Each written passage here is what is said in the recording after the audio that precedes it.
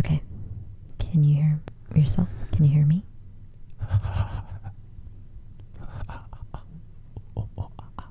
Yes, I'm here. Okay. Hey, this is Amrita and Andrew. We write and produce as VJ and Stevens, and we podcast our way through freelance, free-range life. If you're thinking about taking a leap off the beaten path in any part of your life, our inexpert advice is, don't think twice. I have some topics to talk about. I did my homework today. Okay. I think we should start off, though, with what's on everyone's lips these days. Which is what? Everyone's tongues.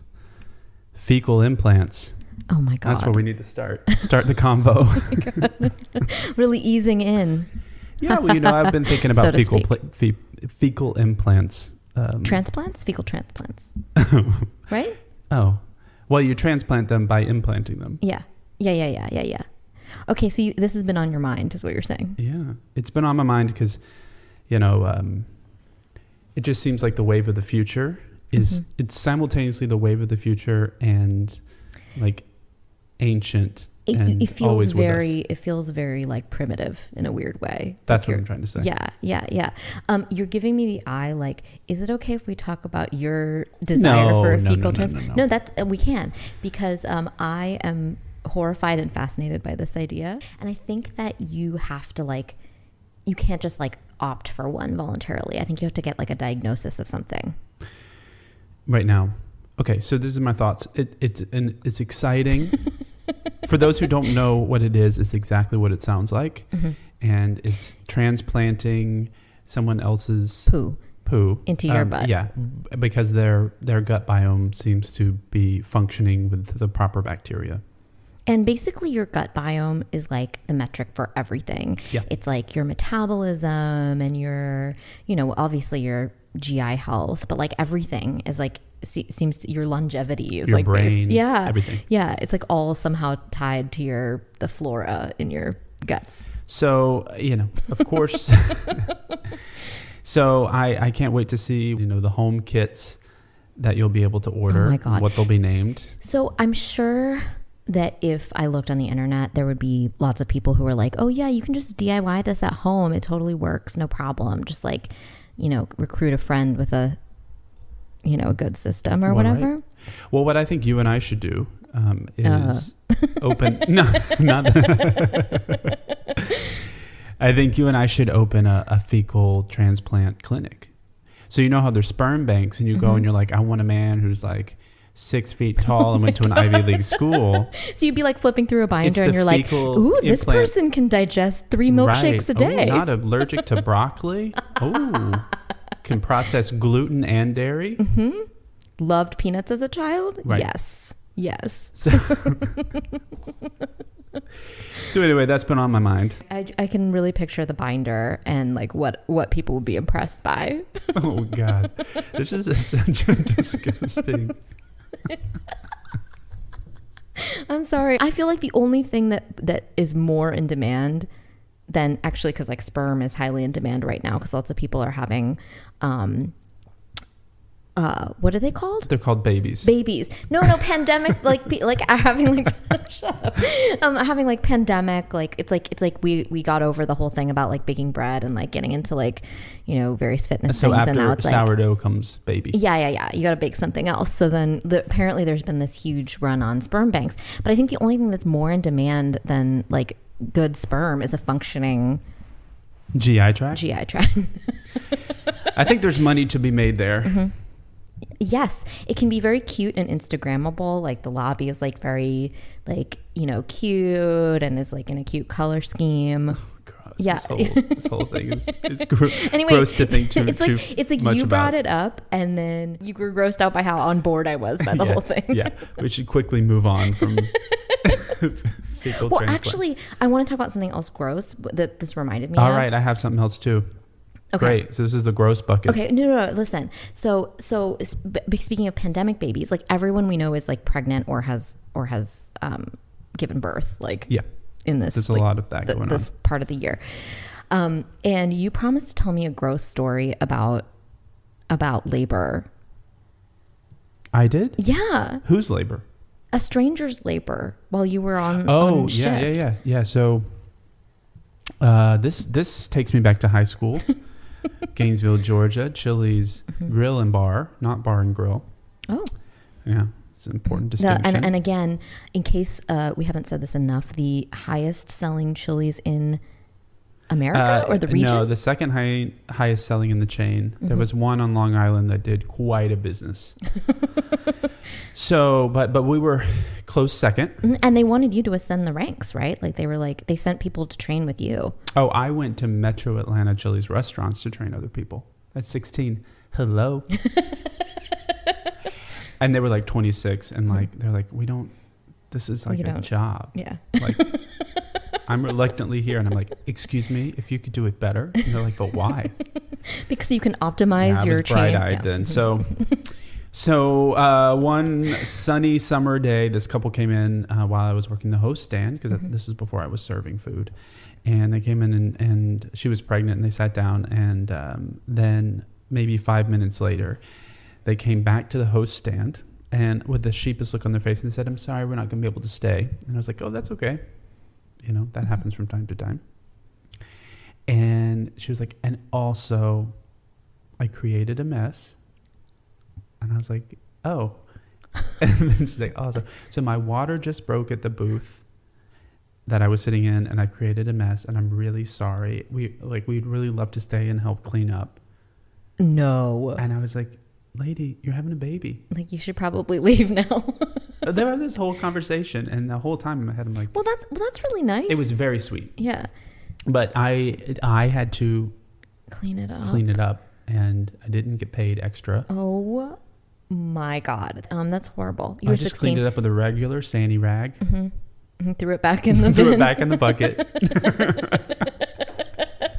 So that was like that, because I feel like the context for this is like, oh, you're like, I had a harsh awakening to the fact that like your water breaking is like literally like something. I didn't understand it to be like a literal thing that happened outside the body. Yeah. I thought it was something, like your ear pops. Yeah.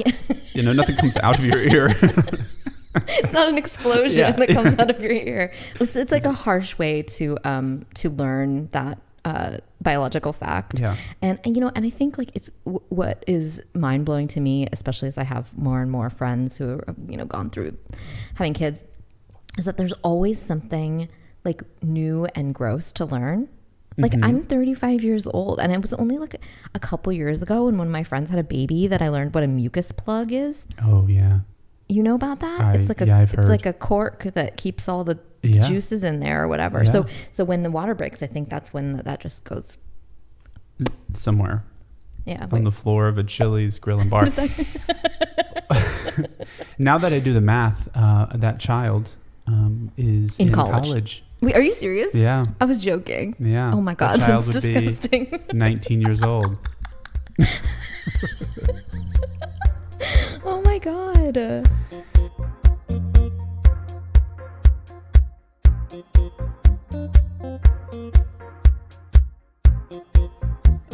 Wow.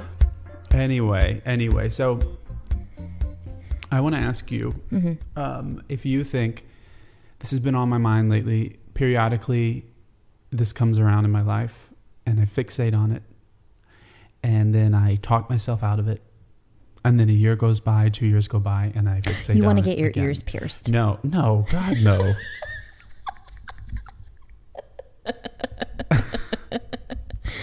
But I do want to get my jaw fixed.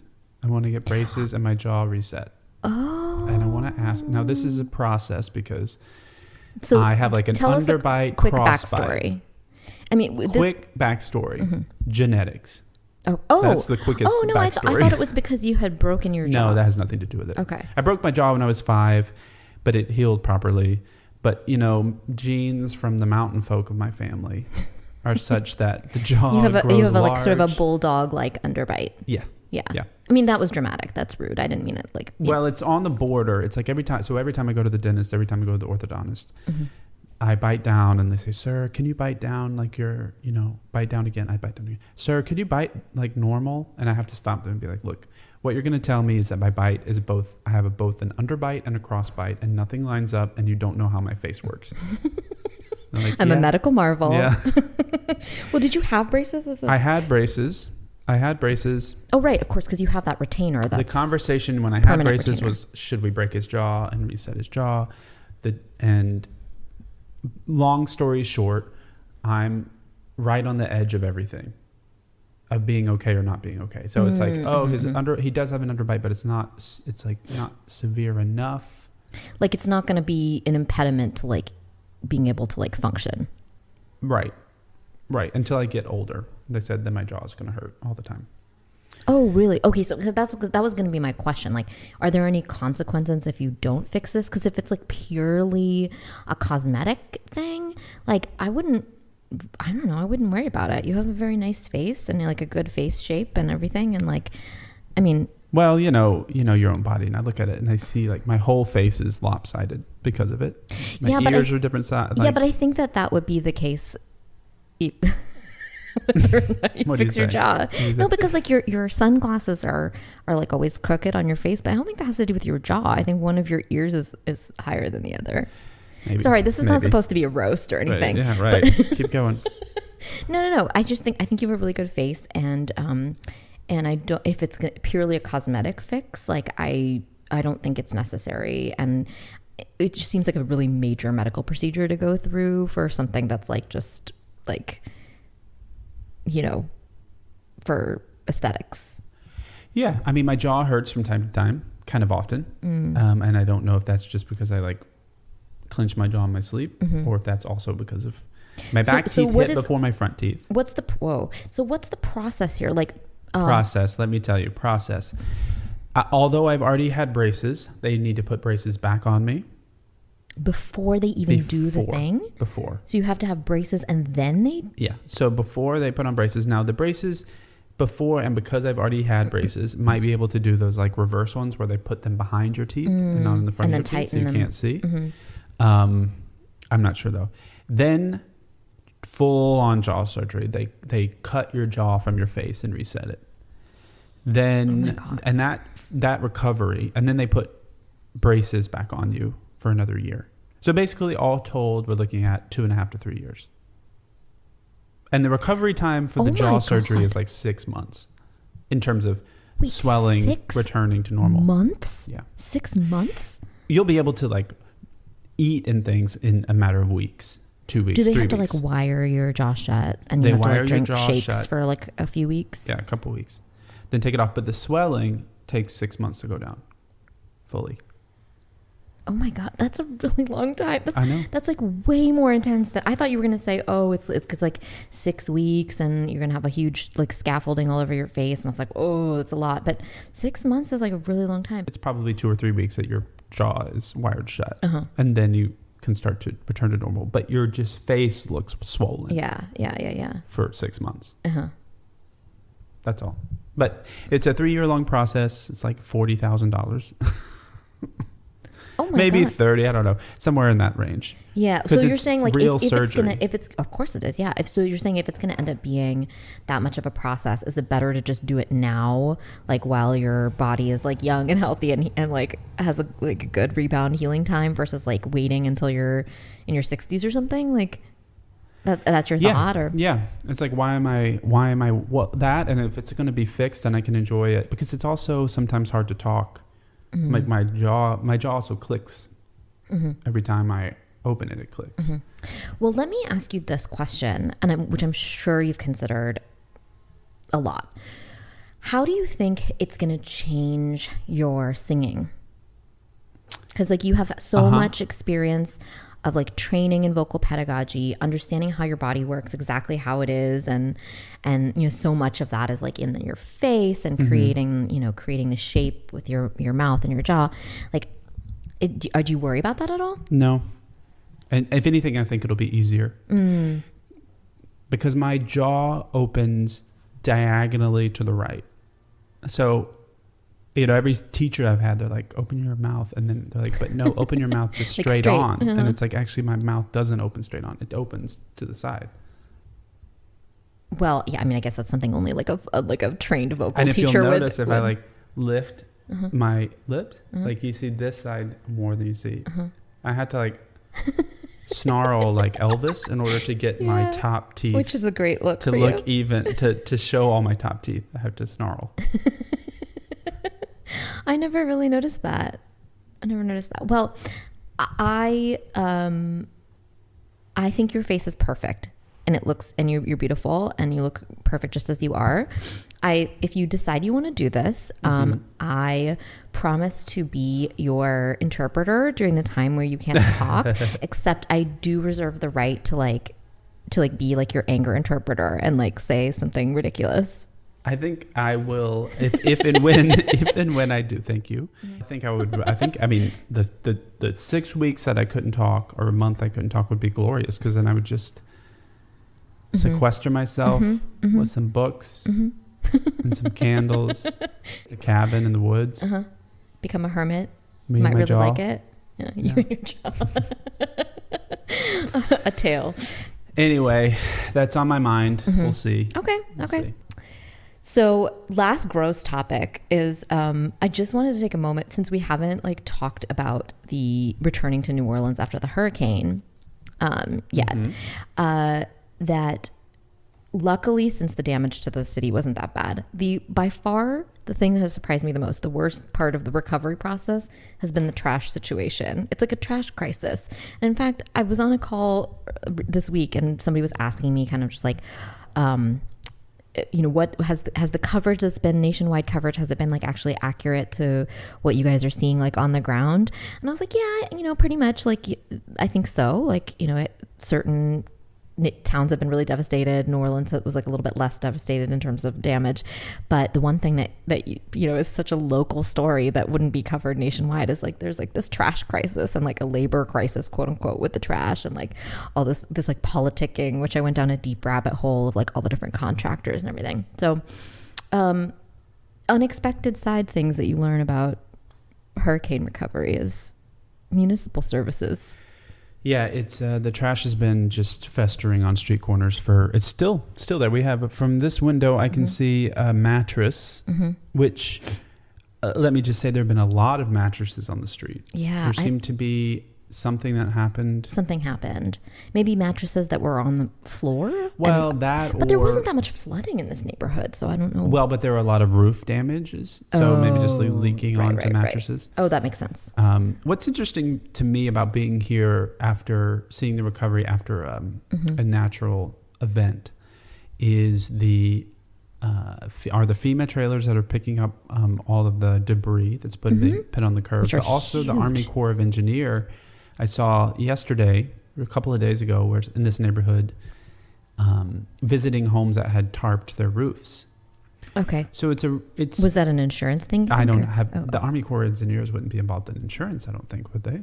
Well, I don't know. I'm just wondering if you have to get a claim signed off by like somebody, like an authority. I mean, I don't know. I guess it doesn't make much sense, but I don't know why. I mean, that could be it. But it's just an interesting, like, public-private sort of partnership that seems to be going on, in that someone's private home roof falls off, right?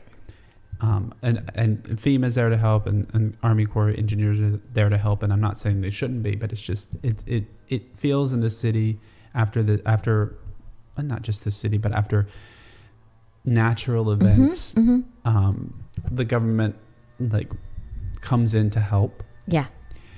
And we think of natural events as being things that no one could control, right. So we need to help people. Right. But then there are so many other circumstances that the government and people don't deign to be important enough because, I don't know, they were like human. They were human in cause. Right. So it's like, oh, a hurricane can make all of this happen. But, the banks defaulting or demanding people to pay, or God forbid, like lead poisoning that's just been in the, or lead poisoning, in the city, paint or whatever forever, and it's like no one wants to be left holding the bag with trying to figure out how to fix that. Yeah. But in this case, it's like, oh yeah, no, we're all in this together. We're all just like trying to figure out how to make it better. The weather. And we can't control the weather. Yeah. And it is sort of a collective responsibility thing. So it makes sense. But yeah, there's lots of trash, lots of debris. There's been some unspeakable. I mean, I don't think I will ever forget the sensory feeling of the smell of the trash that had been out like in 106 degree heat index for like weeks. I mean, it really only started, like the big push to like get caught up was a full month after. And even before the hurricane hit, they were 2 weeks behind on trash pickup. So anyway, that has been the unexpected like MVP of like worst post-hurricane thing. Yeah. So we're preparing to leave New Orleans. We are leaving New Orleans. We're leaving New Orleans tomorrow. And so packing, of course, is this process that like if every time I'm like, oh, I would just prefer to maybe just set all my belongings on fire and throw them off a cliff.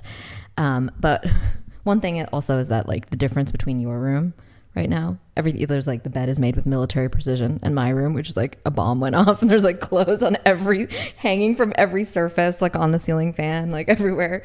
But really the clothing thing, it brings me to a totally different story, which is a cautionary tale. Is a cautionary tale that you will ultimately find validating.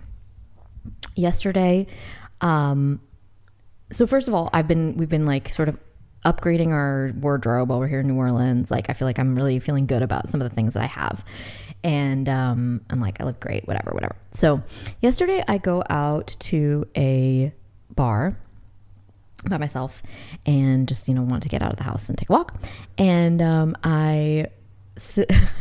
I've been following, like, I'm like, who am I going to see, right? So I sit down at the bar, and in walks this guy who I've been following on Instagram, he's like a suit designer, and he's wearing like this like amazing design suit and an ascot and all this jewelry and stuff. And, I thought in my mind, like, if I ever run into this guy, like as I'm looking through his stuff we go to a lot of the same bars in this neighborhood and everything, I'm like, I'm going to be wearing a great outfit, and he's just going to see like that. Here's a stylish person. I'm a stylish person. But in fact, I was dressed like trash, and, that meeting that I envisioned did not occur. So you're saying you didn't say anything to him? I didn't say anything to him. Because you felt like... Because I looked like trash. And he looked great. And the cautionary tale is, look good even if you're going out to a bar by yourself, because you never know. Not that you might run into a Instagram style person, but you never know. Last time you were at that bar, a stranger called you over and was like, listen, we have to talk about your outfit. Yeah, in a good way. Yeah. No, yeah. That sounded bad. Like a man who did summon me from the other side of the bar. The other side of the bar. It was like a person who was like on a date and like flagged you down as we were leaving to just be like, let's talk about your amazing pants. Yeah. I mean, it wouldn't be the first time that you have picked up a person who was already on a date. But, yeah, true. But that's a story for another day. No, he did. And he was impeccably dressed. The person who flagged me down. Yeah. An English man with this sort of punk, punk London dandy. Sort of dandy look. Yeah. Everything was considered. And he just really loved the pants. See, this is how I envision the meeting going between me and this Natalie dressed person. Yeah. Like, not that I was daydreaming about it or anything, but I really thought that this is how it was going to go, that I was going to be wearing one of these great weird blouses that I have, and we were just going to really recognize each other at our level, and didn't happen. And that didn't happen. So the cautionary tales look good. Yeah, you have been doing that, and I did see what you were wearing yesterday, and it was very much a clean out the back shed of my garden kind of fully, just sort of like a melon colored. Tank. Just really fully, just like I was working around the house today. Unkempt. No, just like really blah. And of course, the way that I try to mitigate that is by putting on a ton of jewelry. So I'm like, I was just cleaning out the back shed in this very heavy gold necklace. So anyway, so it's a philosophy that you have, and I just wanted to say that. I was reminded that is the way to go. So that is my cautionary tale.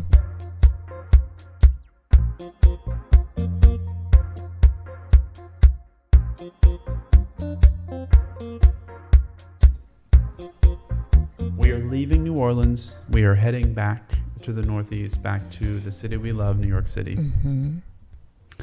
We will be living together. We'll be combining our furnitures and our materials together and making a cozy home. But there will be some things that I need to purchase and we need to purchase for the house. I threw away my bed frames. I need a bed frame, and then we will need a dining table because neither of us have lived in spaces large enough to have a dining area. I guess I did in my past apartment, but it was an IKEA piece of shit that I threw away. Yeah. So, in anticipation and to distract myself from the things that I really should be doing, I'll go online and search for dining tables. And I don't want to buy something that's cheap at press board. I would like to actually buy something that's solid wood. Well, especially and I would for like a dining to buy table. something that is preferably used in the area, so that there's no need for me to go out and buy a brand new thing. Not just financially, but it's just like I've been thinking about that a lot too. For the resources in the world.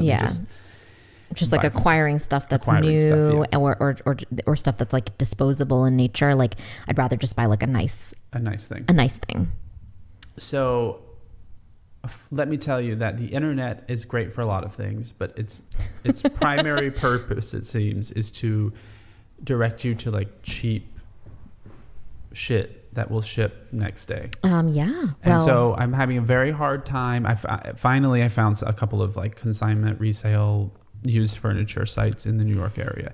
But before that, I was like, I want to buy a nice table. I want to buy a nice bed that I'm going to use for years. So like I'm typing in things into Google, like where do you shop for nice furniture online? And the answer is, I have no answer to that question. Everything directs me to... You keep getting funneled back to the same 5. Everything directs me to going to an in-store fine furniture shop in New York, which is great, and had me thinking about,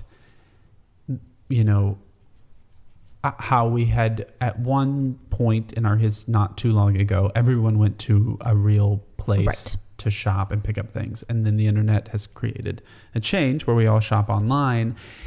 And now I want to shop for something that's fancy, and I need to go. I can only do it in person. Right.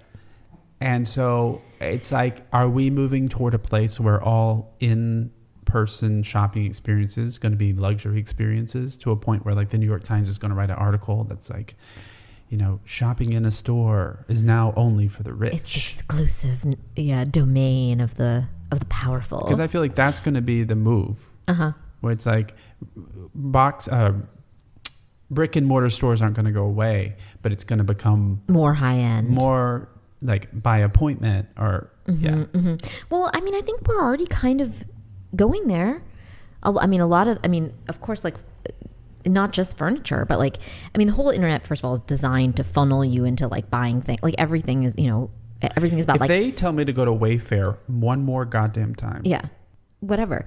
So it's that, or like there's like, the 3 or 4 kind of like cool branding, like, startup companies that are like disrupting the bedding industry or whatever. And it's like, first, like, I don't want one more thing to be disrupted. I just want everything to be like really smooth sailing, no disruptions. But like, it's like everything is designed to funnel you into those like 4 or 5 things, and it's like it's like you can't like punch your way out of that paper bag, like where the internet sends you. So that's one thing, but I think in general, a lot, like everything that it's much easier to shop for things that are like cheap and mass marketed online, because that's how you get something delivered to your house the next day. It's already there. It's already like prefab. It's already like, and you don't have to like wait for some, there's like an endless supply on demand. So that's like already how the internet economy is like built. So I think for sure, and who can afford to stay in business paying their rent on a storefront? Right. Like your margin has to be crazy. So I think for sure it's going to be a thing where it's like you have to ring the doorbell or have an appointment to like buy anything in a store. Anything. I think you see These sneaker stores, these luxury sneaker stores in New York, where there'll be like a line out the door. A line out the door, and they only not even related to COVID. Before COVID, it was like they only let a certain number of people in there, so that the shopping experience felt more luxurious. And people would wait, which I thought was a nice concept. Yeah. You know, I'm not a sneakerhead, nor do I. I mean, I really don't get it. Yeah. I mean, a lot of them look like clown shoes to me. Yeah. But you see, but I feel this way about both like sneakers and like about cars. Like to me, it's like the equivalent thing where you are able to like look at a car and be like, oh, it's like this model or it's this thing, or that's a nice car or not nice car. Like to me, like a sneaker is a sneaker. And I really can't tell the difference between like a Gucci shoe and like Skechers. Right. And like I mean, which are looking more and more the same these days. But but like same thing with cars. I'm like I could not tell you if that was like a, you know, I can't even think of what a famous car brand is. Like an Audi or a Camry or whatever, you know. Right. So once I get back to New York, maybe I'll go like poking around. We will have a car for a little while. So we could also go to Pennsylvania. Well, this is my dream. This is my dream is we're gonna like do some vintage shopping. Like we're gonna go antiquing. We're gonna become antique gays. Except we have a Subaru sedan, so I don't know what we'll be able to bring back except for like Coca-Cola advertisements from 1950. Which you're looking at me because you know that I'm the one who's more likely to. Yeah. It's gonna. Yeah. Our house is gonna look like a Cracker Barrel. Yeah, like little tin things and like. God, I just tchotchkes. Yeah, you're gonna hang something on the front door and you open it and it cling cling. It's like a chime is gonna go off and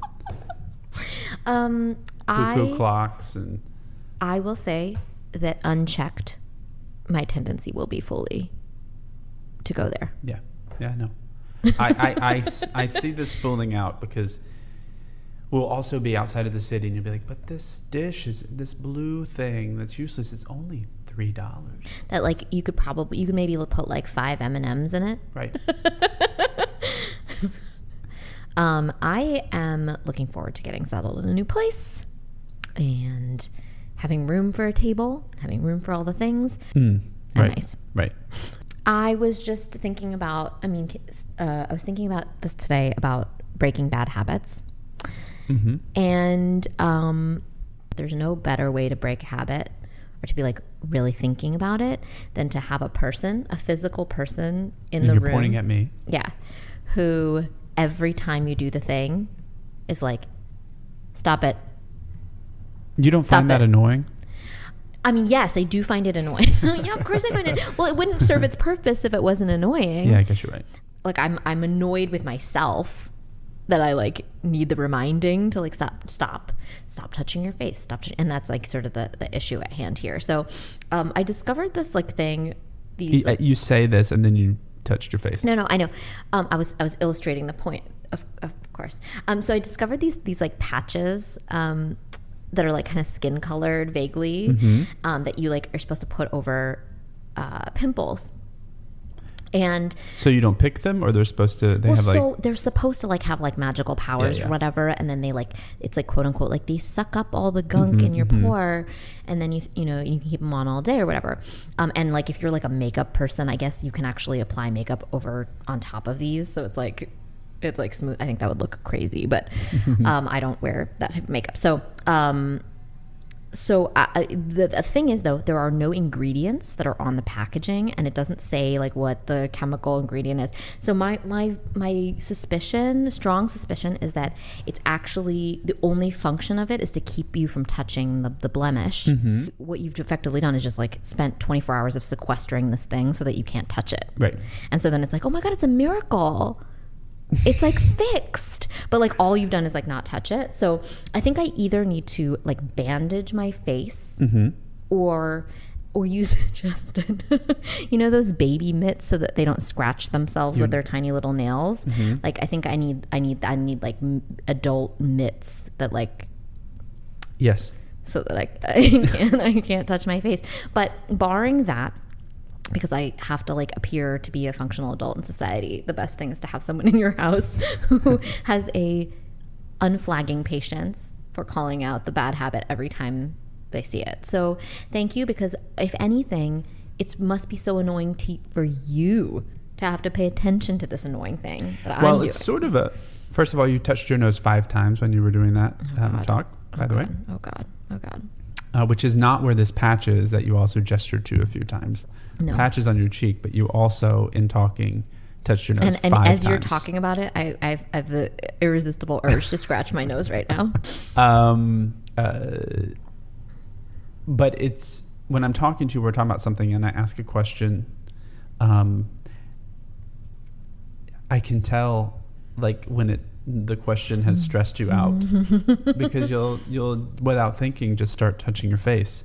Your body language doesn't change. You sort of have a calm demeanor, except your left hand will go to your face, even if you're just like touching your chin. It's like, I've asked her to make a decision that she's like not sure about. Yeah. So like mildly, it'll be the most mild thing. It's such a one-to-one thing, though. It's like some sort of, I don't know, it must be some sort of like comfort, like there's something in my brain that's wired to think of that as like a comfort measure or something. Yeah. But it's one that's like really, I really like want to not do it anymore. But yeah, I bite my nails. Yeah. And I've been consciously cutting them recently, and that I have been so good about it that last week, a few days ago, I started.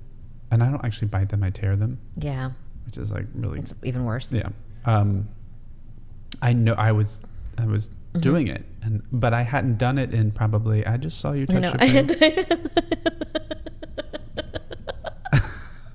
I tried to do it when you looked away. Did you notice? Okay, sorry. But I guess I hadn't done it in a couple of weeks, I would say, because I noticed when I started to do it.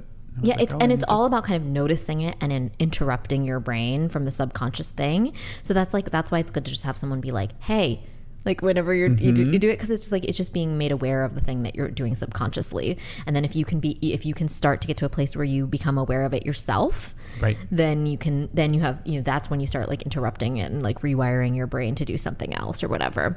And like I don't really want to like be the type of person who has to like get like a fidget ring or something, or like, something else to put the nervous tick onto. Like, I don't want to do that. I want to actually just like fix the tick. But, but those things can fix the tick. Maybe. I think those things are just intended to do that very thing of just like distracting you enough to think about it, not to become like addicted to that thing. Yeah. As you work from home, so a lot. So I think the first step, if I may make a suggestion, you may, how I might fix this, is to get a gimp mask. If you don't know what that is, it's a full like ski mask, head to toe, and all. It just has eye holes. I think just slather the inside with maybe some moisturizer or something. And then just wear that all day. It's like the thing where you put lotion on your feet and then you put on like socks. Yeah. And then you have like all, really soft feet after overnight. So Vaseline and a gimp. That is my... That'll be the day that I forget that I have like a Zoom call or something, and it's like I can't get out of it. Show up in like a black leather gimp mask. Oh my God, that's the one thing that I just feel like hasn't happened. That hasn't like been the viral moment that we've seen on Zoom. Is like someone like accidentally coming into frame in like fetish gear. But you can see your eyes. So you have your eyes like fully done. Like bright makeup and lashes and everything. Yes. I mean, if it could be like a green thing, then I could like green screen your face. So it's just eyes in like the middle of the Pacific. Yeah. Eyes on vacation. Eyes at a Parisian cafe. Yes. Eyes in the middle of Times Square. Eyes in space. That's a good thought. That's our secondary business after the fecal transplant. Yes, we have fecal transplants, gimp, green screens. Yes. God, we're in the money.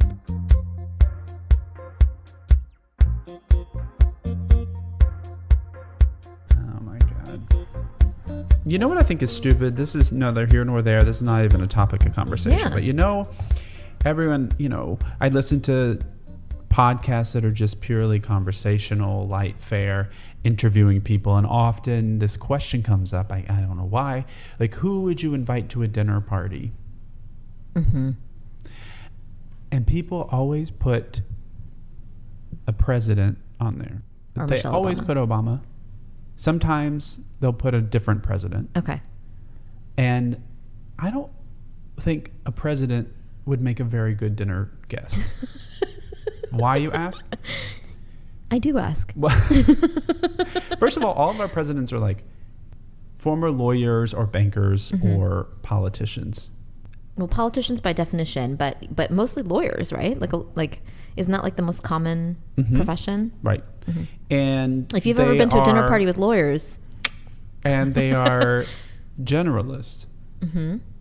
So it's like inviting the middle manager of a corporation to your dinner party. Ouch. It's like they're not an expert in anything. Just invite those experts. Yeah, like a blacksmith. Invite a blacksmith. Pass over Obama. Find yourself a blacksmith. Yeah, exactly. Yeah, I'm totally with you. So do you have so do people just think of, have an answer pre-loaded for this? Well, see, I think they don't, and so then they default to a president. So they're like, oh, that's an interesting person. But it's like, that's actually not an interesting person. A president is not elected because they're interesting. They're elected because the most people voted for them. Right. In fact, they try to be not interesting. So that, and you can project why am I going to invite want. somebody who's actually just sort of milquetoast on purpose, inoffensive? Right. So do you have an answer to this question? I asked that, but I don't have one myself. How many people do I get? I don't know. Just start firing away. Tanya Tucker. Okay. She has stories to tell. She's lived a life. Yeah. I don't know what she would say. I guess my criteria for inviting people to dinner is that I want a room full of loose cannons. Like, you actually want a room full of people that you don't know what they would say. Yeah. I don't want idiots, but I want people there who, they're going to ignite some conversation in the room. I think that's a great driving principle. People I like. You want it to be lively. Yeah. People I like. I don't want to invite just people in that to create some sort of nice drama. People who are loose cannons. Yeah. People who have opinions. And preferably have good lives. People who have good style. It's not to say I don't like Obama or anything. That's not what I'm saying. But I am going to go on a ledge and say he's not a very interesting dinner guest. And I put him in with all the other presidents. No, you make a good point. You invited a person who won a popularity contest, judged by a jury of our peers. Yeah. Which, that's all I'll say about that. But who in the government would I invite? Like either transportation or HUD or something, maybe. That'd be Pete, wouldn't it? Yeah. Talk about milk toast. What's a juicy thing that the government does? We'll see. There's the rub. Nothing.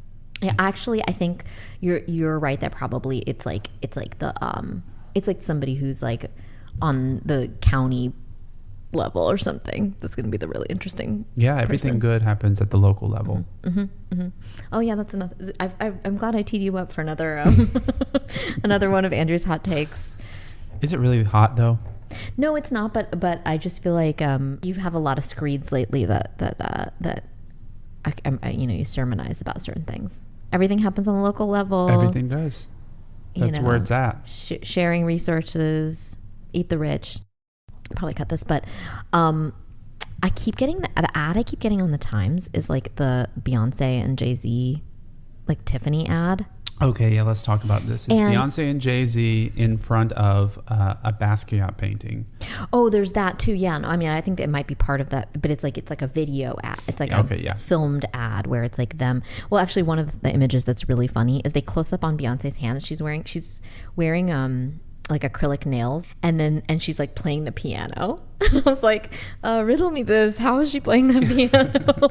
She must have really strong nails. So it's a video ad, and it's about how beautiful their love is, basically. And it's like them like gazing out on beautiful landscapes in like multi-million-dollar mansions. And I'm like, this is gross. This is like a disgusting display of, capitalist filth. Yeah. And we just must remember that when we eat the rich, Jay-Z and Beyonce are not like exempted from that. Right. That's all. Yeah. That's actually all I have to say about it. No, but you were going to say about the Basquiat thing, which I mean, I think it's like hard to like some criticism is like, oh, well, Basquiat like would want things to be like reappropriated in that way. And we don't really know. Like, he was kind of a person who was like into like fame and glamour and stuff. So we don't know what he would have wanted or not wanted. Right. But I still think it's gross.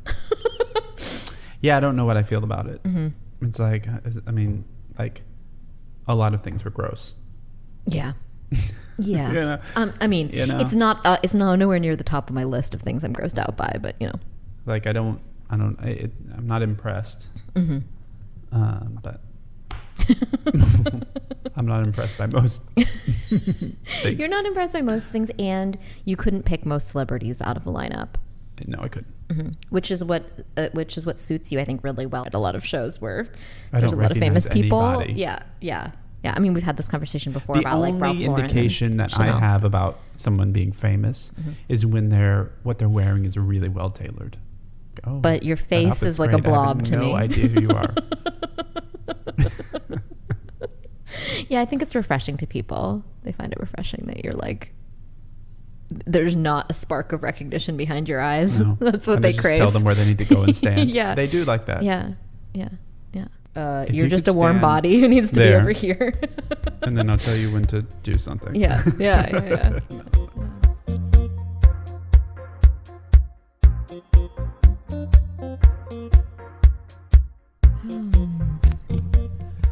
Should I get into musicals? Should you get into musicals? I don't think you should do anything. Look, the modern American musical is in crisis. Crap. Uh-huh. You heard me. I'll say it again. The modern American musical is crap. Mm-hmm. But I believe the genre can be saved. Okay. Why? I have no evidence. Except to say that I like theater, and I like music, and I like dance. But you don't like musical theater. And there is no reason why those three can't be put together in a way that I enjoy. Well, so have you seen musical theater that has really like moved you? Okay. Ish. So my two favorite shows of all time. Mm-hmm. My favorite show is Into the Woods. Mm-hmm. Because I love the music, and I also think for the musical theater genre, to have a show based around fairy tales is very convenient and easy and beautiful. I like the show, and works a lot for me. A show that I also like, which just because I do, is a Little Shop of Horrors. Okay. I wasn't expecting that.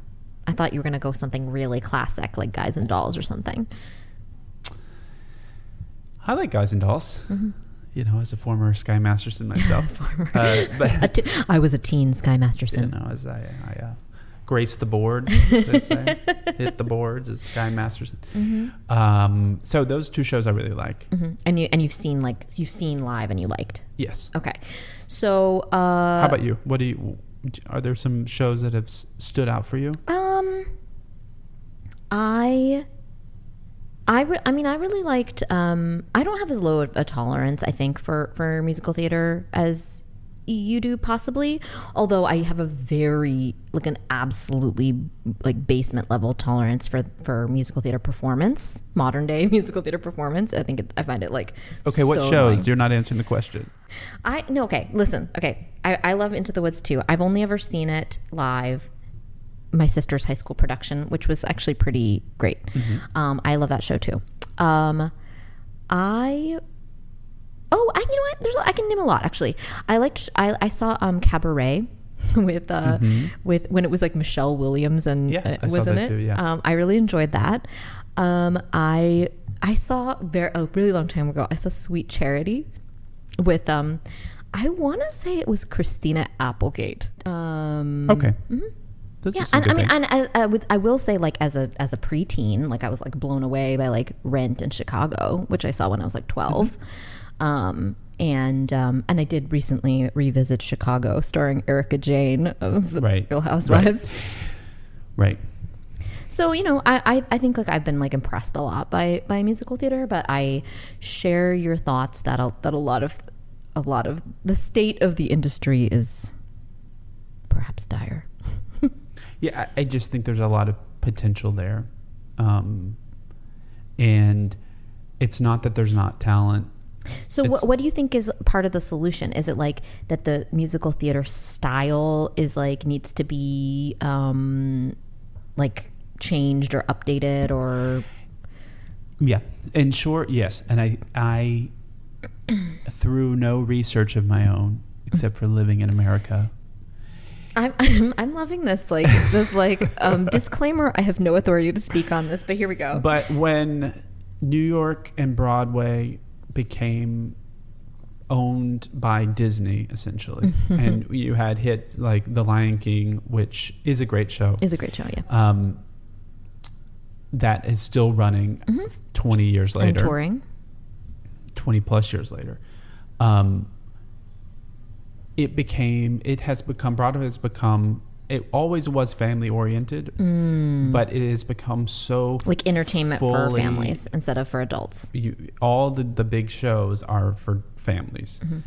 And so all of the performances are what you would see. It's like transitioning Disney Channel, Mickey Mouse Club acting on that scale, Sesame Street Live, like so overblown that, you know, children react to onto the stage. And it's like, even in a 2,000 seat theater, if I'm in the back, I'm like, whoa, you're overacting. It's like, yes. Oh, see, that's, I mean, a lot of, and on Broadway itself, a lot of those theaters are quite small. Yeah. So it's like when you're acting for the rafters, it's like, you know, the rafters are a lot lower than you think they are in this room. But I think it's geared towards kids, and the patter is so fast in musical theater.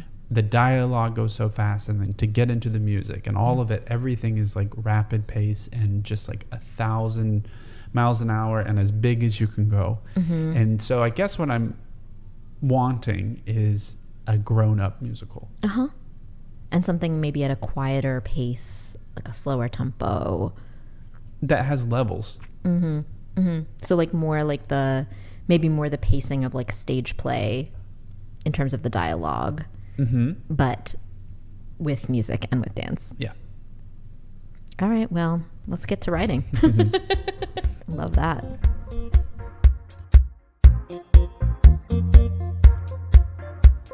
We write, curate, and produce as VJ and Stevens, and you can subscribe to Don't Think Twice anywhere you listen to podcasts. We're currently back to curating live productions and writing and pitching our scripted works for television.